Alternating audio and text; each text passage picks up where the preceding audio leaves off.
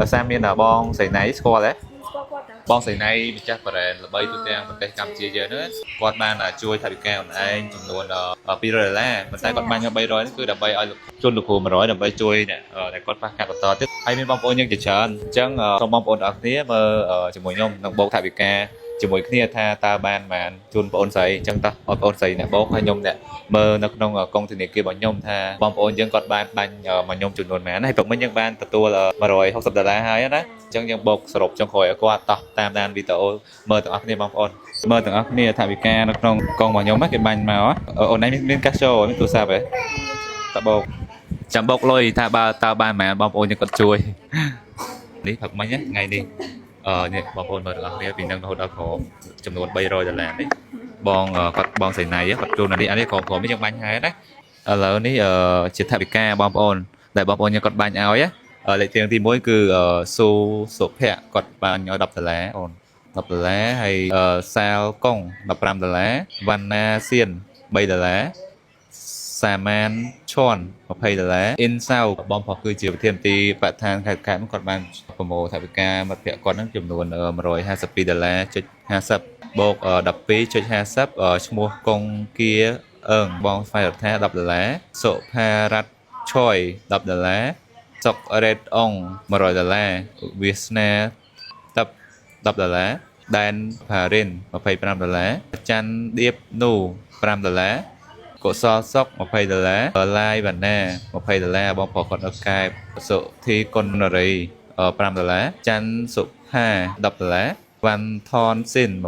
$25សុគាដាម2.47សួនសុកខេង$25វុតសេង$5វ៉ាន់ធូសាង$10ពេជ្រចិន្តាខុត$10ជាសុកច័ន្ទ$5ហើយបងស្រីណៃគាត់បានបាញ់ចំនួន$300ឃើញទេបងប្អូនគ្រប់មែន$110អត់បងប្អូនអត់គ្នាបើអានេះ$710អញ្ចឹងខ្ញុំបានបូកសរុបរួចហើយអញ្ចឹងខ្ញុំបានទៅដកជូនគាត់ចំនួន$711ថវិកាសរុបទាំងអស់ល្ងាចនេះបញ្ចប់ពីរងខ្ញុំសូមបញ្ចប់ជួយតាមហ្នឹងហើយបើសិនជាបងប្អូនទាំងអស់គ្នាចង់ជួយបងស្រីបន្តទៀតគឺអាចតំណទៅកាន់លេខទូរស័ព្ទគាត់ហើយបងស្រីក៏ត្រូវប្រយ័ត្នជន់ឆបោកឬជាឱកាសមួយចំនួនដែរណាព្រោះឥឡូវគឺមានច្រើនតកតងបញ្ហាឆបោកហ្នឹងគឺបងប្អូនទាំងអស់គ្នាដែលគាត់ជាម្ចាស់ចំនួនក៏ត្រូវប្រយ័ត្នដែរអញ្ចឹងថវិកាសរុបចំនួនប៉ុន្មានអូន$710.47អញ្ចឹងបងសួរទៀតថវិកាទាំងអស់ហ្នឹងអូនឯងយកតុកមានកងធនាគារអត់មានកងធនាគារដែរណាអញ្ចឹងយកទៅដាក់កងធនាគារដើម្បីតុកសម្រាប់សិក្សាឲ្យចប់សិក្សារយៈពេលប៉ុន្មាន2ឆ្នាំអញ្ចឹងសាលាគឺមានបងសេវាអីទេបងថវិកាអីទេគឺតុកសម្រាប់ចំណាយទិញសម្ភារៈសិក្សាក៏ដូចជាការហូបចុកអីដែលយើងចង់ហូបអញ្ចឹងហូបចុកក៏សាលាផ្ដល់ឲ្យដែរត្រូវហ្នឹងហើយអញ្ចឹងចំណាយចាំបាច់តែត្រូវចំណាយចាំបាច់ចំណាយណាជាថវិកាចំនួន$700 2 4 6 $711ហើយបានជូនទៅកាន់បងអូនស្រីងាប់មកគ្រប់ទេហើយលោកគ្រូហ្នឹងហើយខាងសាលាគាត់គិតគូរដល់និស្សិតមែនតើថវិកានេះខ្លួនឯងຕົកសុបួរយល់ទេ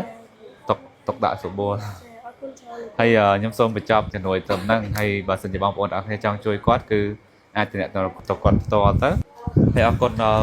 សាលារៀនDon Boscoម្ដងទៀតហ្នឹងហើយដែលគាត់បានជួយដល់បងស្រីក្នុងការសិក្សាក៏ដូចជាការស្នាក់នៅនិងហូបចុកអីផ្សេងនិងការមើលថែយ៉ាងដល់ដល់អូនហ្នឹងហើយអរគុណអូនសុខសប្បាយអញ្ចឹងលោកគ្រូសូមបញ្ចប់ជំនួយតំណែងអរគុណបងប្អូនទាំងអស់គ្នាសម្រាប់ការជួយទៅដល់បងប្អូនស្រីនិងខ្ញុំនៅតែបន្ត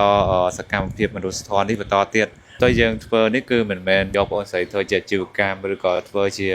អ្វីមួយដើម្បីជាផលប្រយោជន៍ខ្លួនឯងអត់ទេគឺខ្ញុំជួយចេញពីចិត្តរបស់ខ្ញុំចេញពីបេះដូងរបស់ខ្ញុំហ្នឹងហើយជូនបងប្អូនស្រីឆាប់ជាសះស្បើយ